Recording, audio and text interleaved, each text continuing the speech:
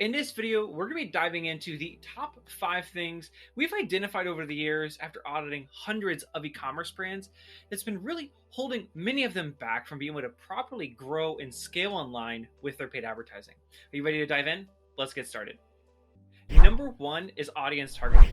After looking at many different brands and how they manage their paid ads campaigns, the two consistent factors that we found that's really preventing them from being able to profitably grow and scale online with their paid advertising is how they segment their audiences. One of the biggest places that they end up missing out is actually targeting people at the middle of funnel by focusing on video views rather than just people that have engaged with their brand. Because you've likely already run advertising to them once or twice before using your cold traffic campaigns. By leveraging video views as a secondary audience at that middle of funnel segment, you're able to reach a whole new set of people that you could start capturing some amazing returns from. As we shift over to the bottom of funnel segment when it comes to audience targeting, one of the most common problems that we see is the improper time delays when it comes to targeting their audience. When we look at the accounts, we're often seeing really large time frames or extremely small windows since their last engagement. Take, for example, if you have a business and you have a product, many brands are actually targeting people when it comes to their last 3 or 7 days, or they're going all the way out to targeting people that have been on the website in the last 180 days. Now, depending on the size of your brand, that may be okay, but if you're a larger brand, you're spending a couple $1,000s a day, and you're really looking to scale, it's really important that you really have a solid understanding of where that drop-off point is at that bottom of funnel. For your brand, you might only actually want to be targeting people up to 30 days since their last engagement with your brand when it comes to your bottom of funnel campaigns. Doing so correctly will allow you to ensure that you get the best return possible from your audience, you're consistently targeting very warm traffic, and you get the most out of every dollar put into these campaigns. This will also ensure that your audience is truly going to be engaged with your content at the bottom of funnel and that you're not targeting people that aren't even interested in your offer anymore. So between middle of funnel video views and your bottom of funnel time targeting, those are huge opportunities for you when it comes to optimizing your audiences. Number 2 is ad spend management. Now, if you're referring to ad spend management, we're looking at how that money is split up across all of your campaigns. Typically, you'll have a percentage of your budget go towards cold traffic and then a percentage go towards retargeting. And within that retargeting, you're focusing on video views, website engagement, attempt to purchase, all of those pieces. Then obviously cold traffic is at that top of funnel. So you're reaching new people that have not engaged with your brand at all before, and you're trying to consistently add new people to your pool. Now, typically when we see a brand and they're just not able to scale the way they want to, the problem is actually they're just not putting enough money towards cold traffic. They're over focused on their bottom of funnel audiences. What this also ends up meaning is that they're overpaying for their customers because they're fighting themselves to get in front of them. So if you're looking to really take your brand to the next level and actually get more from your advertising budget, try either of these two strategies and see if they help you to improve your performance and get more from your audiences. Option number 1, when it comes to your ad spend management, is going with the 60-40 principle. This means that 60% of your budget goes towards cold traffic, and then 40% of it goes towards retargeting and re-engaging your existing audience. Then you also have another one, which is a 70-30 principle. Similar concept here, except we're focusing 70% of our budget towards cold traffic and 30% towards our re-engagement. Both of these are amazing ways for you to engage and recapture audiences while ensuring that you're not overspending at that bottom of funnel where you're retargeting your customers. Number 3 is bid management. When it comes to bid management, this refers to something that's more of an advanced strategy and often only is focused when you've actually spent a couple $1,000s. Usually you're spending a couple grand a day and you're really looking to take your campaigns to the next level. Now, when we look at bid management, we really are looking at 3 pieces.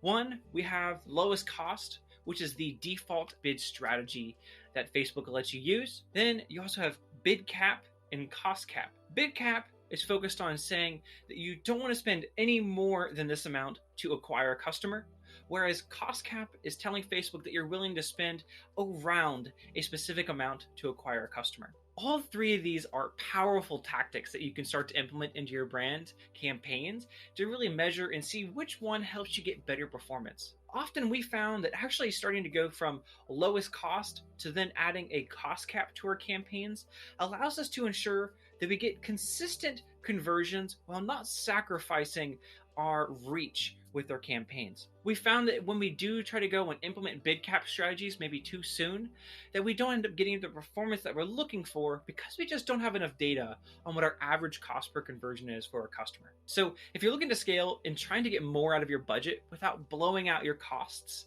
go ahead and start trying a variation between lowest cost and then also cost cap to see if you can start getting better performance out of your campaigns while you incrementally start increasing that spend. Number 4 is creative leveraging. It's so common that when we're going through and auditing brands' accounts, that they're either using far too much or far too little creative within their campaigns. You really want to find a nice balance between the two where you have a few pieces of winning creative and consistently testing new content. If you're consistently putting out new content without identifying winners, you end up missing out on a ton of opportunities to scale creatives that could run for a few months. Or if you're on the opposite end, where you're not providing enough new creative, you end up just suffocating your audience with creative that they've become blind to because you're not putting out anything new.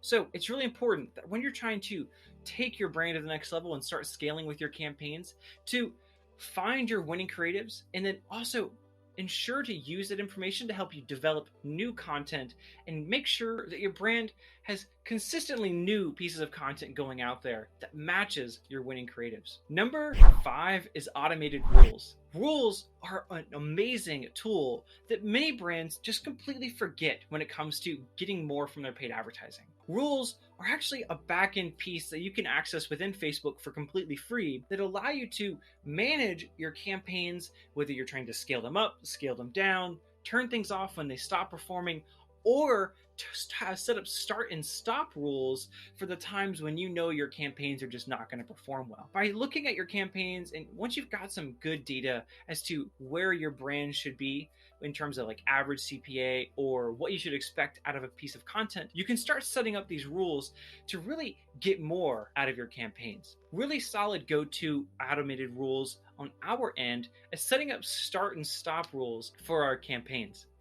Doing so correctly will allow you to get more out of your daily budget because you're only going to be focusing on targeting customers when you have a high likelihood of actually converting them. This alone could help you to start dramatically getting more from your campaigns and improve your return without adding new spend to your campaigns.